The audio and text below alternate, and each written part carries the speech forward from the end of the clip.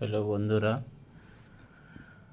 আজ ক্লার্কশিপ 2023 সম্পর্কিত কিছু টিপস তোমাদের দিতে চাই যারা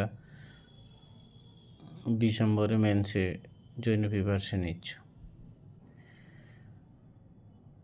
তো প্রথমত অনেকেই ভাববে যে প্রিলিমিনারিতে কম মার্কস এসছে বা কাট অফও কম এসছে, কিন্তু এই মুহূর্তে তোমাদেরকে প্রিলিমিনারি কাট অফ বা স্কোর নিয়ে ভাবার কিছু নেই। প্রথমত তোমাদেরকে মেন্সকে ফোকাস করতে হবে, মেন্সে যাতে ভালো মার্কস আসে তার কথা ভাবতে হবে। তার জন্য শুধুমাত্র মেন্সের যে টপিকগুলো আছে, ইংলিশে 3টে রাইটিং স্কিল থাকবে, বেঙ্গলিতে 3টে থাকবে, সেগুলোকে যতটা সম্ভব মজবুত বানানো যায় তার কথা মাথায় রেখে প্র্যাকটিস করে যেতে হবে। তো এটা সম্পর্কে এবং তারপরে টাইপিং টেস্ট সম্পর্কে আমি কিছু কথা বলবো। তার আগে আমি একটু নিজের পরিচয় দিয়ে দিই, কারণ তোমাদের মনে হতেই পারে যে কে কোথাকার কীভাবে ভিডিও বানাচ্ছে না জেনে বুঝে। তো আমি এর আগে 2029 যে ক্লার্কশিপটা হয়েছিল তাতে আমি প্রিলিমিন টাইপিং টেস্ট কোয়ালিফাই করে জয়েন করেছিলাম, কিন্তু পরবর্তী ক্ষেত্রে এই চাকরি ছেড়ে দিয়ে অন্য চাকরিতে এসেছি। তো বেসিক কিছু টিপস তোমাদেরকে দিতে পারবো, যাতে যেভাবে আমি পেরিয়ে এসেছিলাম তোমরাও যাতে পাস করতে পারো এবং নিজেদের ভবিষ্যৎটা ঠিকঠাক তৈরি করতে পারো। তো সেই জন্য কিছু কথা বলছি। তো মেন্স প্রিপারেশন নেবে কীভাবে? মেন্স নিতে গেলে তোমাদের প্রথমত তোমাদের যে সিলেবাস আছে বা যে টপিকগুলো আছে সেই সম্পর্কে তোমাদেরকে একটু হতে হবে, ওয়াকিবল থাকতে হবে। যে ইংলিশে 3টে রাইটিং স্কিল, বেঙ্গলিতে 3টে থাকবে, 1 ঘন্টার সময় 6টা রাইটিং স্কিল লিখবো কীভাবে, তার মধ্যে খাতা দেওয়া, সাইন করা, অনেক কিছু ব্যাপার থাকে। তো এই জন্য তোমাদেরকে প্র্যাকটিস ভালো করতে হবে। যেহেতু আমরা যারা বেঙ্গলি মিডিয়াম স্টুডেন্ট তাদের ক্ষেত্রে ইংলিশটা একটু সমস্যা হয়ে থাকে। তো তাদেরকে বলবো যে তোমরা একটা টপিক ধরে প্র্যাকটিস করতে থাকো। যেমন প্রেসি আছে, ট্রান্সলেশন আছে, রিপোর্ট রাইটিং আছে। তো প্রথমে যদি আমি প্রেসির কথাই বলি, সেটা বেঙ্গলি হোক ইংলিশে হোক, তো সেক্ষেত্রে তোমাদেরকে প্রেসি ধরে ধরে করে যেতে হবে। প্রেসিটা পি.কে. দে সরকার বা আরও যে কোনো বই থেকে তোমরা সহজ বই থেকেই করতে পারো। বইটা মেটানো ব্যাপার হচ্ছে তোমরা টপিকটা পড়ো, সেটা বুঝো, তারপরে নিজের মতো করে সেটাকে বানাও। তো সেক্ষেত্রে তোমরা কী করবে, প্রতিদিন একটা করে টপিক চুজ করো। সকাল, বিকাল, সন্ধ্যা যার যখন সুবিধা হবে সেই মতন টাইম অনুযায়ী তোমরা টপিক নেবে, টপিকটা পড়বে ভালো করে বুঝে, তার একটা হেডিং ভালো দেবে, কারণ হেডিংও একটা মার্কস থাকে। এরপর যে টপিকটা তোমরা চুজ করেছ সেটা হয়তো করে দেওয়া আছে, সেক্ষেত্রে কী বলবো, অ্যান্সার না দেখে আগে পড়ো, বুঝো, বুঝে লিখো, লিখে পড়ে দেখো ঠিকঠাক লিখনি কি না। লেখার পরে সেই লেখাটার সাথে যেটা লিখে দেওয়া আছে তার একটা কম্প্যারিজন করো। কম্পেয়ার করার পরে দেখবে অনেকটা নিজে বুঝে যাবে যে তুমি ঠিকঠাক টপিকটা বা তার মিনিংটা ঠিকঠাক ধরতে পারছো কি না। যদি ধরতে পেরে থাকো তাহলে তোমার ইমপ্রুভ হচ্ছে, মনে রাখবে। আর যদি কাছাকাছি যাও তাও মোটামুটি ঠিক আছে। সিমিলারলি ট্রান্সলেশন, ছোটো ছোটো ওয়ার্ড লিখো, ছোটো ছোটো সেন্টেন্সটাকে মিনিংফুল এবং কারেক্ট করতে হবে, গ্রামাটিকটা কারেক্ট করতে হবে। আমি লম্বা সেন্টেন্স বানাতে গিয়ে মাঝ রাস্তায় থেমে গেলাম, সেরকম করলে কী হবে, তোমার লিখে এলে তুমি ঠিকঠাক কমপ্লিটই করতে পারবে না। সেক্ষেত্রে তুমি লম্বা লাইন থাকলেও সেটা ছোটো ছোটো করে ভেঙে নাও, ভেঙে নিজের মতো করে লেখো। একই রকম রিপোর্ট রাইটিংয়ের ক্ষেত্রে কী করবে, যেগুলো আমাদের দৈনন্দিন ঘটনা ঘটছে, ট্রেন অ্যাক্সিডেন্ট বা রোড অ্যাক্সিডেন্ট বা যে নিম্নচাপ আসছে বা ঝড় আসছে বা কোনো জায়গায় কেউ আরও কোনো যে দৈনন্দিন ঘটনাগুলো ঘটছে সেই ঘটনাগুলোর দিন নজর রাখো এবং সেই ঘটনাগুলো তার পুঙ্খানুপুঙ্খ রিপোর্ট সেগুলো লিখে রাখো এবং সেগুলোকে নিজের মতো করে লেখার চেষ্টা করো।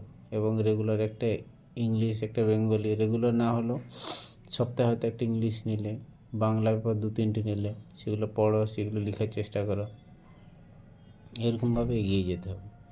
আবার অনেকের ক্ষেত্রে কী হয়, যদি কারো ইংলিশে সমস্যা থাকে লিখতে, সেক্ষেত্রে সে কোনো টিচারের কাছে গাইডেন্স নিতে পারো। যে টিচারের পড়াটা তোমার ভালো লাগবে সেখানে পড়ো। এইভাবে করে কিছুদিন চালাও। তারপরে তোমাকে প্র্যাকটিস সেট দিতে হবে। তোমাকে টাইম বাউন্ড করে ঘড়িতে টাইম দেখে অ্যালার্ম দিয়ে বা স্টপওয়াচ দিয়ে 1 ঘন্টাতে তুমি ছোটো রাইটিং লেখার চেষ্টা করবে। এবং যারা পড়াচ্ছে, যে টিচার স্পেশালি রাইটিং স্কিলের জন্য, তাদেরকে খাতাগুলো চেক করাও। চেক করার ফলে তুমি দেখবে তোমার ইমপ্রুভমেন্ট কীভাবে হচ্ছে। আমার সত্যি কথা বলতে কি, আমি ইংলিশে খুব ফার্স্ট ক্লাস নই, সায়েন্স ব্যাকগ্রাউন্ডের স্টুডেন্ট, কিন্তু আমি কি প্র্যাকটিসের জোরে বেরিয়েছি। সেক্ষেত্রে কি আমিও টিচারের কাছ থেকে হেল্প নিয়ে প্র্যাকটিস করে তাতে আমি দেখতাম যে আমার মোটামুটি 50-55 মতো ইংলিশে যারা স্কোর করতো তাদের মোটামুটি কাছাকাছি স্কোর থাকতো। এবং ওই সময় তো কাট অফ এর চেয়ে বেশি ছিল, 65 মতো জেনারেল কাট অফ ছিল, আমার স্কোর 80-র কাছাকাছি ছিল প্রিলিমিনারিতে। তাহলে আমি একটু কনফিডেন্ট ছিলাম যে আমার মেন্সের কাট অফটা 50-60-এর আশপাশে যদি চলে আসে তাহলে মোটামুটি পাস করে যাব। এবার যেহেতু কাট অফ কম এসেছে, যাদের স্কোর 60-70-র কাছাকাছি 70+ আছে, তাদের ক্ষেত্রে বলবো যে একটু ভালোভাবে করো। যাদের কাছাকাছি আছে তাদেরকেও বলবো যে এমনভাবে প্র্যাকটিস করে যাতে তোমার স্কোরটা প্রিলিমিনারিটা পুষিয়ে দিতে পারে। এবং প্র্যাকটিস করতে করতে এমন একটা জায়গায় তুমি আসবে, তোমার নিজেরও মনে হবে যে না, আমি পারছি, আমার দ্বারাই হবে। এবং নিজের মনোবলটা ধরে রাখো এবং বিভিন্ন জায়গা থেকে তুমি গুগল থেকে অনেক কোয়েশ্চেন সেট পেয়ে যাবে, সেগুলো ধরে ধরে প্র্যাকটিস করতে থাকো। বা প্রিভিয়াস ইয়ার সেট প্র্যাকটিস করো, বা বিসিএসের যে প্রিভিয়াস ইয়ার কোয়েশ্চেন পড়েছে, ক্লার্কশিপ, মিসেলেনিয়াস, সেগুলোরও হেল্প নিতে পারো। এবং এইভাবে করতে করতে দেখবে যে প্র্যাকটিস করতে করতে তোমার একটা সময় মনে হবে যে না, আমি পারবো এবং আমার দ্বারা হয়ে যাবে। আবার কি, আরেকটা জিনিস মনে রাখবে যে তোমার কিন্তু 6টা রাইটিং স্কিল কমপ্লিট করে আসতে হবে। এবং এমনভাবে লিখো, সহজ সরল ভাষায় লিখো, যে ভাষাটা পড়লে পরীক্ষক বুঝতে পারে। আর পরীক্ষককে বোঝাতে পারলে কিন্তু তোমার মার্কস আসবে। আমি এটাই করেছিলাম। আমি যেহেতু বললাম আগে যে ইংলিশে খুব আমি ভালো নই, আমি কি করেছিলাম, প্রত্যেকটা রাইটিং স্কিল লিখেছিলাম এবং লেখার পরে সেটা সহজ সরল ভাষাতে লিখতাম, যাতে খুব জটিল লম্বা লাইন করতে গিয়ে যাতে না ফেঁসে যায়। এইভাবে প্র্যাকটিস করে যাও, প্র্যাকটিস করতে করতে দেখো চলে আসবে।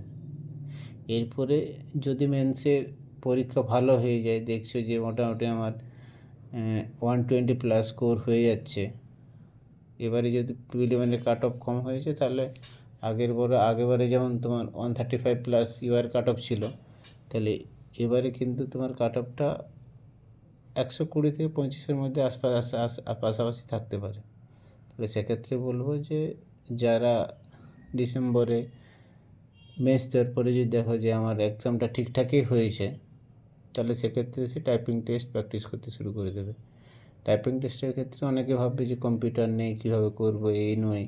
সেক্ষেত্রে তাদেরকে বলবো যে মোবাইলের সাথে ওটিজি লাগিয়ে, কিবোর্ড লাগিয়ে প্র্যাকটিস শুরু করতে পারো, যেটা আমি করেছিলাম। কারণ আমার নিজের পার্সোনাল ল্যাপটপ, কম্পিউটার কিছু ছিল না। তো সেক্ষেত্রে ওটিজি লাগিয়ে যে অ্যাপ্লিকেশান আছে, একটা অ্যাপ ইনস্টল করে তোমরা টাইপিং টেস্ট শুরু করবে। শুরু করতে করতে করতে দেখবে যে প্রথম খুব অসুবিধা হবে, এতটা অসুবিধা হবে যে করবো না, ছেড়ে দেবো। সেক্ষেত্রে বলবো যে আগে আঙুলগুলো সেট করতে হবে। সেট করার ধীরে ধীরে দেখবে যে তুমি মোটামুটি 1 মাস তোমার আঙুল সেট করতে লাগবে। তারপরে আস্তে আস্তে তোমার 10 থেকে 15, 15 থেকে 20, 20 থেকে 25, 30 করে করে স্পিড বাড়বে।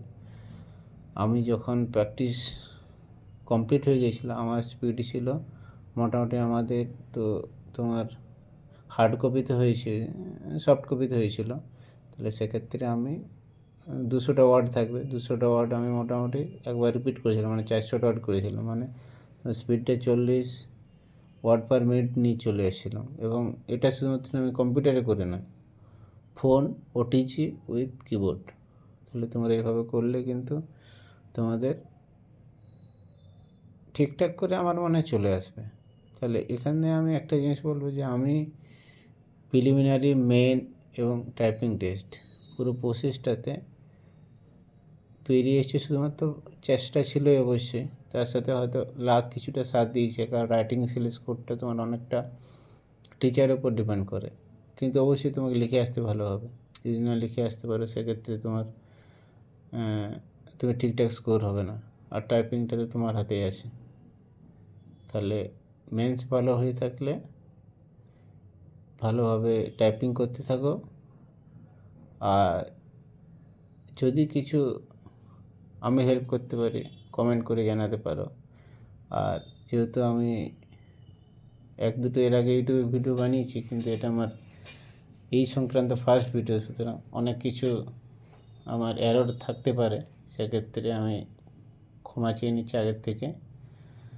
আর যদি কারো কিছু জানার থাকে সেক্ষেত্রে কমেন্ট করতে পারো। Best of luck, good night.